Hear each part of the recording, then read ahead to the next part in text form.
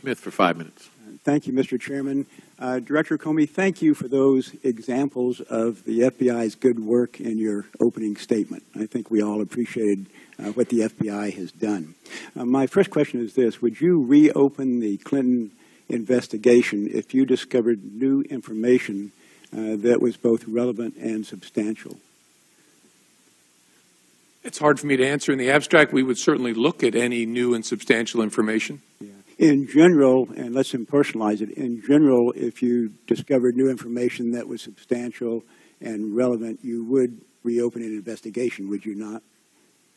Again, even in general, I don't think we can answer that in the abstract. What we can say is if any investigation, if people have new and substantial information, we'd like to see it so we can make an evaluation. Okay. Let me give you some examples and mention several new developments that I think have occurred and ask you if you have become aware of them. The first example is what the chairman mentioned a while ago. An employee at a company that managed former Secretary Clinton's private email server said, quote, "I need to strip out a VIP's, very VIP, email address from a bunch of archived emails. Basically, they don't want the VIP's email address exposed to anyone." I assume you're aware of that. I'm aware of that. Okay. The same employee called a new retention policy designed to delete emails after 60 days a, quote, Hillary cover-up operation. And you saw that, did you not? Say the last. I'm sorry, Mr. Smith, I couldn't hear the last. Same employee called a new retention policy designed to delete emails after 60 days a Hillary cover-up operation. You saw that? I don't know that particular language. Okay. We'll get you the source, but you can take my word for it that that's what he said. I will. Another example, a former Clinton Foundation employee who also managed the Clinton server destroyed devices used by former Secretary Clinton by smashing them with a hammer. You're aware of that? Yes. Okay. Two employees of the company that managed former Secretary Clinton's server recently pled the Fifth Amendment to Congress to avoid self-incrimination. You're aware of that? Yes. Okay. And then lastly, 15,000 more work-related emails were discovered, though there had been an attempt to wrongly delete them. And you're aware of that?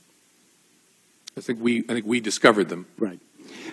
To me, Director Comey, what I've cited are not the actions of innocent people.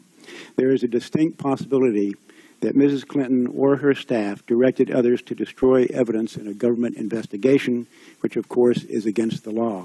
So I would urge you to reopen your investigation. Do you want to comment on that? I don't. Okay.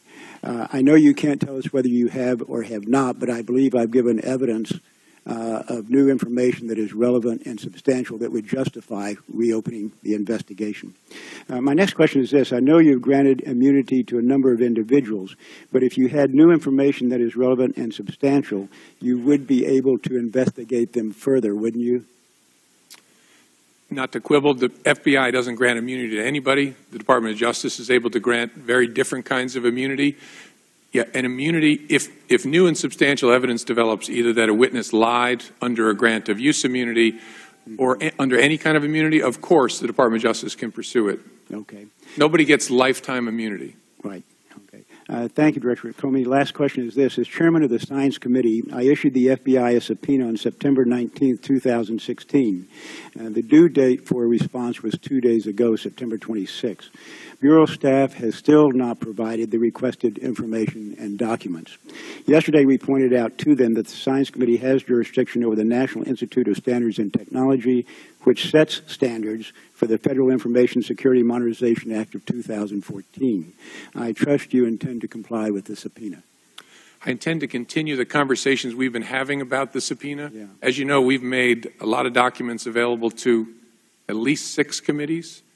And the question of whether we should make them available to another committee is something that we're struggling with, but talking to your folks about. To me, there's no struggle. If we have clear jurisdiction, which we can demonstrate, it, I think, obligates you to comply with the subpoena.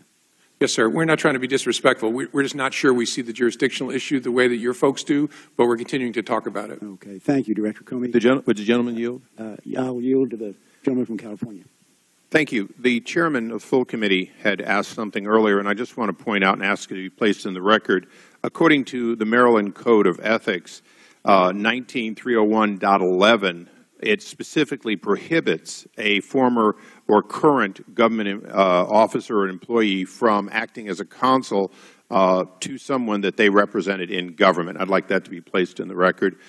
In light of the fact that the Maryland Bar Without objection, it will be made a part of the record. in light of the fact the Maryland Bar has this prohibition, would that have changed your view of allowing her in and saying you had no authority?